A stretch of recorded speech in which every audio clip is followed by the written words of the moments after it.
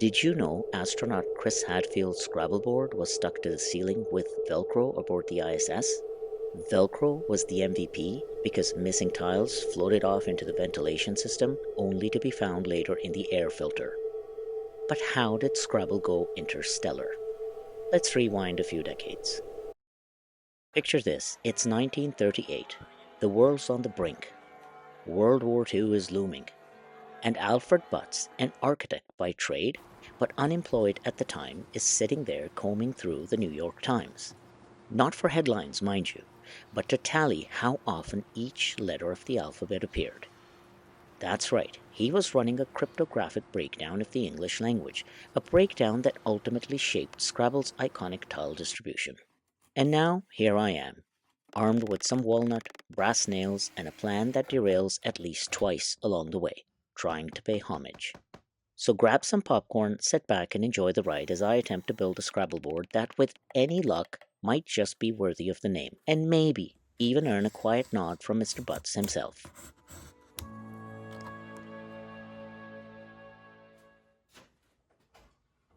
And I'm not building just any Scrabble board.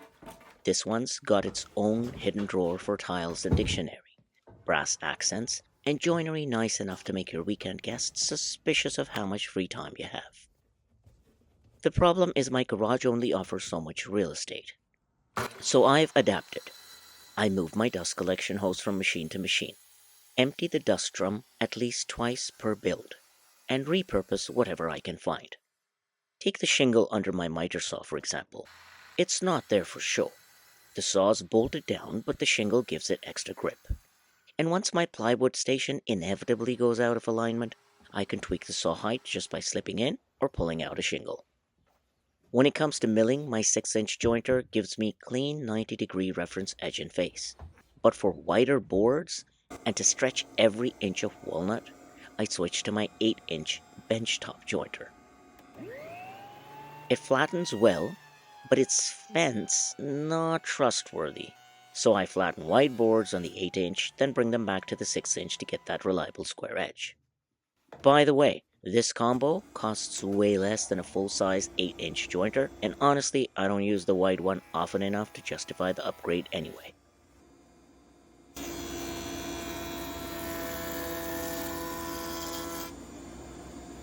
Now, if I had a high-end table saw, I'd go from jointer to planer without pause. But mine leaves edges I don't love, so I insert the table saw earlier, just to clean up the raw edge, then move to the planer to get final thickness and smoothness in one go. That also means I only have to hook up and disconnect my dust collection hose once per tool. That's what I call dust strategy. Why go through all this? Well, we have two monkeys at home. Small, adorable, and very absorbent. They soak up everything. Fortnite character trivia, Mario Kart shortcuts, you name it. So if they're going to be sponging up knowledge, I'd rather they use their brain juice figuring out what to do with a Q without a U, or mastering the horsey move in chess. Out of curiosity, I opened a pack of Scrabble tiles and scattered them across the coffee table in the living room. The moment the kids got home from school, they were drawn to it. Without any prompting, they sat down and started piecing together words. That simple, spontaneous moment made something click for me. There was real, untapped potential here. So I decided to dig deeper into the world of Scrabble. Now, yes, I could have just bought one. For a few $100 you can get a fancy Scrabble set online. Rotating board, use of wood, shiny accents, the works. But I thought, hey, how hard can it be? It's a board. I have wood. Let's go. I wish I could tell you there's a master plan for this build, but there isn't. The whole thing is anchored around one key measurement, the size of a standard Scrabble tile. I also know exactly which tiles I want to use, cheap ones I found on Amazon. They're nothing fancy, but they're the same standard size as any other. And the entire board is being built to fit them. Beyond that, all I have is a handful of non-negotiables and leftovers. some walnut and brass rods from an old build, leather I'd nearly forgotten about, and a handful of brass nails that somehow just felt right. And that feels fitting, because as I worked on this, I kept coming back to how much life, and frankly global affairs, feel like one long board game. In Scrabble, as in life, every move matters. You place a tile, and the whole board shifts. One good word can change the game. But it's not just about vocabulary, it's about patience, strategy, and using what you've got. That Q without a U, that's life handing you complexity without context. Global affairs, look at Canada and the US. They're long-time players at the same board. Trade deals, currency shifts, policy changes, it's all just a series of moves, counter moves, and occasional bluffing. And like in Scrabble, the rules may be fixed, but the game is different every time. You plan a move, and then surprise, someone lays down tariffs across a triple word score. But here's the deeper truth. Just like in real life, you rarely get the perfect letters. Most of the time, you're working with what's left in the bag. And maybe that's the art of both woodworking and living, creating something lasting with the pieces you've got, not the ones you wish you had. So, yes, this board is just walnut and brass, but maybe it's also a quiet reflection of how we play the game, thoughtfully, resourcefully, and always with the hope that in the end, it's a word worth playing. Okay, so when it comes to the non negotiables for this build, the first is simple. I don't want the letter tiles sliding around every time one of the monkeys gives the board a playful nudge or an accidental body slam. So the board needs a recessed grid, something that holds each tile snugly in place. I thought a lot about how to pull this off. I watched a bunch of Scrabble board builds online, but nearly all of them used a CNC. I don't have one, and even if I did, I wouldn't want this build to rely on it. More on that later. At first, I considered gluing alternating strips of wood, one thin and raised, the other wide and recessed, then slicing them into strips again and repeating the process to build a 225 square grid. But I quickly realized that method would lead to an insane amount of glue squeeze out, and cleaning up all those tight corners in 225 squares? No thanks. Ultimately, for the grid work, I made a customized dado jig cut to the width of a Scrabble tile, along with a spacer about 1/8 of an inch thick to act as the raised grid part. This jig is easy to make, I'll drop a link in the description. And when you need precision and repeatability across multiple dados, a setup like this saves you from 1,000 ways things can go wrong. It's one of those small decisions that keeps the whole project on track. After cutting the grooves on the table saw, I used CA glue, not wood glue, in order to avoid the squeeze out situation to attach thin raised strips between them, achieving that final recessed grid I was aiming for. Okay, so returning to my comment about the use of a CNC for this build. While CNCs are incredible tools for precision and efficiency, I've always found the end results a bit too sterile, too perfect. They don't carry the small imperfections, the micro decisions, or the barely visible course corrections that come from working by hand. And for something like a Scrabble board, something meant to be touched, used, and passed around, I wanted it to feel like it had a soul, character, history in the making. So a CNC was out. Second, underneath the Scrabble board there will be a drawer. It'll house the tile pouch, the tile holders, and the Scrabble dictionary, ready for quick debates over whether chi is legit. It is, by the way. And I will be making the tile holders and the pouch. Third, the board needs to rotate smoothly and reliably. Right now, I'm leaning towards a no nonsense solution, a heavy duty Lazy Susan from Amazon, one sturdy enough to spin with a child or two sitting on top. Because let's be honest, they're definitely going to climb on. And finally, the colors. You know the ones red, pink, light blue, baby blue? Iconic, yes, Aesthetically offensive? Also, yes. I want to ditch them completely. Instead, I'm going for brass. Little nail heads, 3 for a triple word score, 2 for a double. Smaller ones for triple and double letter scores. Clean, classic, and with just enough shine to feel special without looking like a circus. I'm going with brass nails because they're cleaner, faster, and way less likely to send me into a sanding induced meltdown. The traditional method, slicing tiny brass dots from a rod and inlaying them, sounds elegant until you realize you're basically creating a glitter bomb of brass and walnut dust.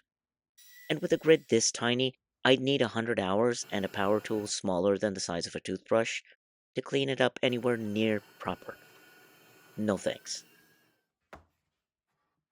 And actually, one fancy touch. The tile pouch will be 100% real leather. Why?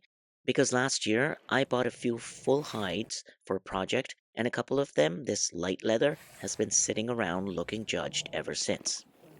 So, this is its moment. That's pretty much all I've got figured out. The rest, we'll improvise. But stick around, by the end of this, I promise we'll have a Scrabble board unlike anything out there. Now, traditionally, a woodworking YouTuber would walk you through every decision: the grain orientation, the moisture content, the philosophical reason behind a dado cut. But here at Woodywoodwood, we do things a little differently. I work with what I've got, I make it fit, and most importantly, I finish what I start. I'm using Walnut because it's left over from a previous build, the Scrabble tiles, straight from Amazon, cheap and cheerful. Do I have deep insights into joinery philosophy or species selection? Nope. I have a limited tool set, leftover materials, and a mildly obsessive commitment to the final result. By the way, if you're enjoying this, hit like, subscribe, and let me know in the comments what's the luckiest tile you've ever drawn. Alright, to understand Scrabble, let's dive into the history of this game. You see, during the Great Depression, Alfred found himself with a bit more time on his hands than usual. But instead of twiddling his thumbs, this brainy dude decided to invent a board game. He started with a game called Lexico, which sounds like a fancy car brand, but was actually just a word game. Then he leveled up to Crisscross Words. He didn't just slap some squares on a board and call it a day. Nope. He experimented with different board sizes and layouts for those special scoring squares. He was like a mad scientist of word games, trying to find the perfect formula. Butt's creation was cool, but it needed a bit of a glow up. That's where James Bruno, a game-loving entrepreneur, swooped in like a superhero for word games. He saw the potential in crisscross words and teamed up with Butts. Bruno was the one who really tinkered with the board layout, especially those precious bonus squares. He also simplified the rules, gave it that snazzy color scheme we all know, and most importantly, renamed it Scrabble, which by the way means to grope frantically. Fitting, considering how we all feel when we're staring at a rack full of vowels. Bruno even moved the starting point to the center of the board. Smart move, right? It's like saying, let the wordy games begin right here, folks. And he introduced the 50-point bonus for using all 7 tiles in one go, the glorious bingo. It's like hitting the jackpot, but with words. So the board we know and love today is a product of both Butt's initial genius and Bruno's strategic tweaks. But why are those precious bonus squares scattered across the board symmetrically? And why are they in the spots they are? It turns out it wasn't random at all. Take the triple word scores. They're tucked away in the corners, not somewhere you're likely to reach on your first or second turn. That forces players to stretch words across the board to get there, often risking setup for their opponent.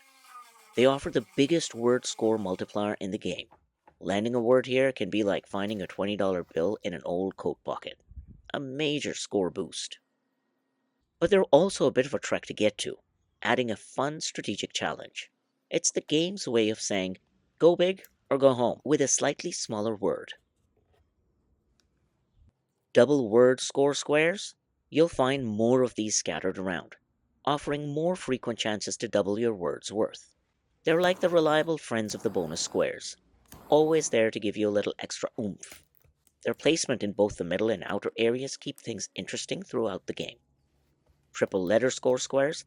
These are strategically placed to make those high value but less common letters like the Q, Z, and J even more valuable. It's like the game giving a little love to the underdogs of the alphabet. Placing a Q on one of these can feel like striking gold. Double letter squares? These are the most common bonus squares, but they're spread out all over the board. They just provide a nice little boost to individual letters, making even shorter words a bit more rewarding. Think of them as the sprinkles on your wordy sundae. A little extra sweetness here and there. And finally, the center square. This star in all Scrabble boards in the middle isn't just for show. It's a double word score and the starting point for every game. By making the first word count double, it gets the game off to an exciting start and opens up possibilities in all directions. Think of it as the board saying, "Welcome, here's a freebie to get you hooked."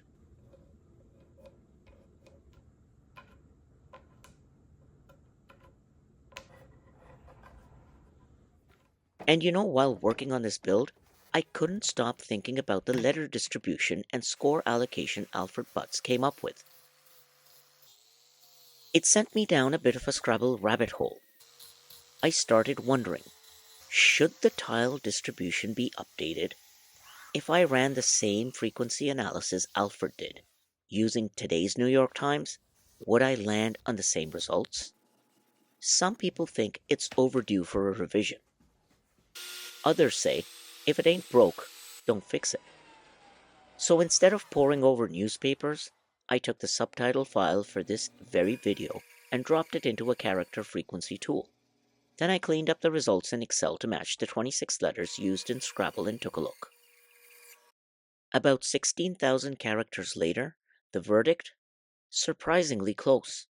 A few minor quirks with T, S, and H, but overall, Alfred's distribution still holds up.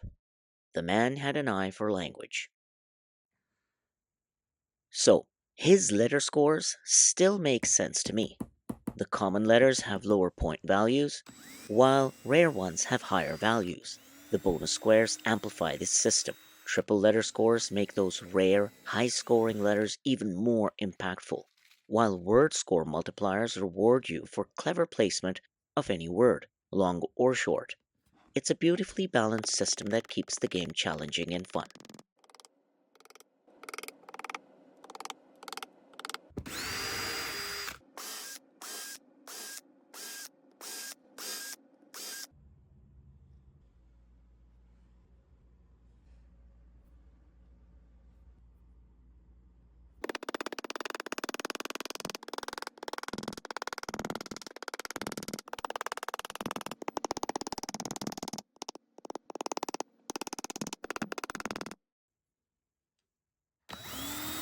While working on a build, I always find time to reflect on life and why things are the way they are.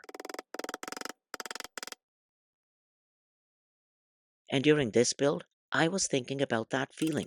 Something's been on your to-do list forever, but you're juggling 10 other things and think, yes, tomorrow. I am doing it tomorrow. Yeah, I know that feeling all too well, because that list, it never shrinks. It only grows. And why is that? Let me know in the comments what you think, but I think it's because we're constantly growing, constantly adapting.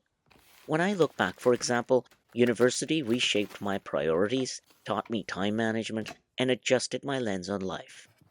Then came career, another shift. Everything started revolving around growth, deadlines, and trying to make it all fit. And then kids.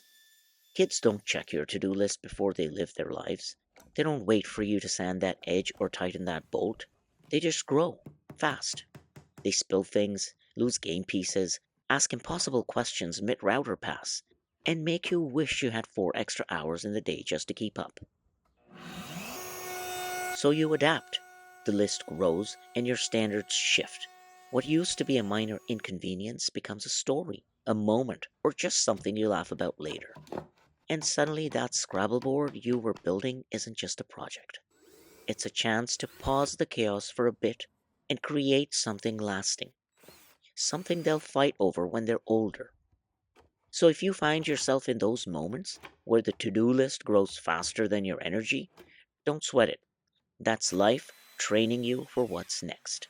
Because let me tell you, before we had kids, my to do list once included, and I'm not kidding, wiping each blade of my car's air vents with Q tips dipped in alcohol. Every single blade. Now, I'm thrilled if I run the car through the gas station wash once a year. Talk about shifting standards, eh? Talk about evolving priorities. It's all learning, and honestly, it's kind of freeing.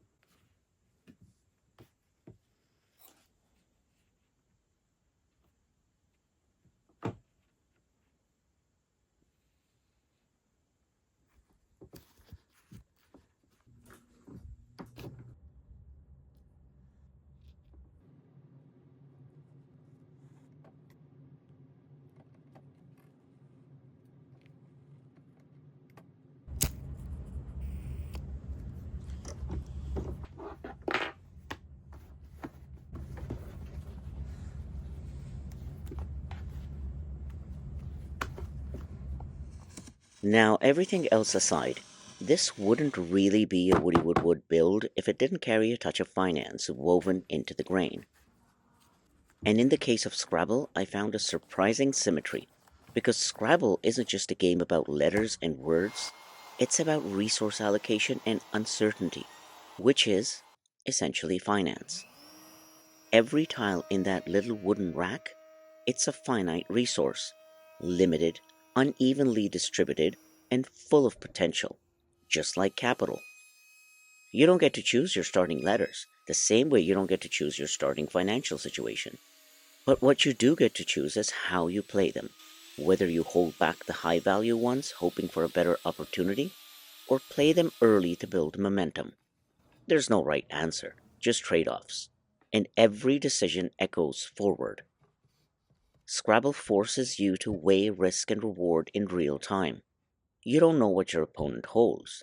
You don't know what tiles are coming next. It's incomplete information, always.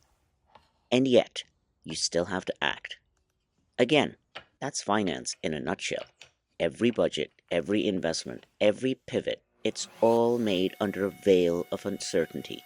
But you make your best move with what you've got and adjust as new pieces arrive. Even the board itself is a financial metaphor. Every square is like a market condition, some neutral, some advantageous, and a few, like those double and triple word scores, transformative. Timing matters, positioning matters, and small decisions, like placing a letter in just the right spot, can compound into something far greater. It's the same with saving early or making a smart move in a downturn. One small decision layered on another, and over time you've spelled out a life. So maybe that's what drew me to this build more than I expected. It's not just nostalgia, it's the quiet discipline of strategy, the beauty of restraint, the acceptance that not everything will go your way, but you still get to choose how you respond.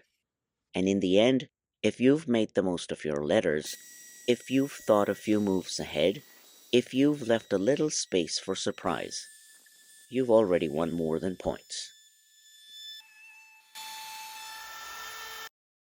So, to wrap up this build, what a ride! I started with a few non negotiables, and I'm proud to say I managed to hit every one of them. I kept costs low by using leftover materials, and along the way I picked up some new skills. Building a precise grid, saddle stitching by hand, cutting foam, turns out a bread cutter works surprisingly well, and even making peace with a few mistakes. There was that one sketchy table saw cut, definitely not recommended, and I absolutely should not have attempted it. I am grateful though because that cut could have gone a lot wronger, if that's a word. I learned my lesson and was rewarded with a chip out serving as a painful reminder. And then there was the drawer mishap. Cut the wrong side entirely. Why? Because I didn't mark it clearly. Lesson learned. Bright, unmistakable markings from now on. Every time I pass the board to my opponent, I'll see that little mistake swing by staring back at me. And let's not forget the classic miscalculation, coming up just short on the 15th row of tiles, because I didn't leave enough stock. That one stung. But honestly, I don't mind. These marks, the patched chip, they're not flaws. They're stories, reminders that this board wasn't just built, it was lived. In the end, this build wasn't just about wood and tiles. It was about slowing down, about making space for things that don't demand our attention but quietly deserve it. Scrabble, with all its imperfections and quirks, mirrors real life. It's about making the best of the letters you're dealt, taking your turn, and occasionally scoring big when you least expect it. This board will probably see its share of heated debates, spilled drinks, and lost tiles. But hopefully, it also sees laughter, late nights, stories shared between turns, and the kind of moments we don't plan, but remember anyway. I hope it holds memories, because to me, that's what a good board game and a good build should do. If you enjoyed this project, feel free to stick around. There's always more sawdust, more stories, and more builds that try, sometimes imperfectly, to make meaning out of wood and life. I'll be including all my sources in the video description. Thanks for watching.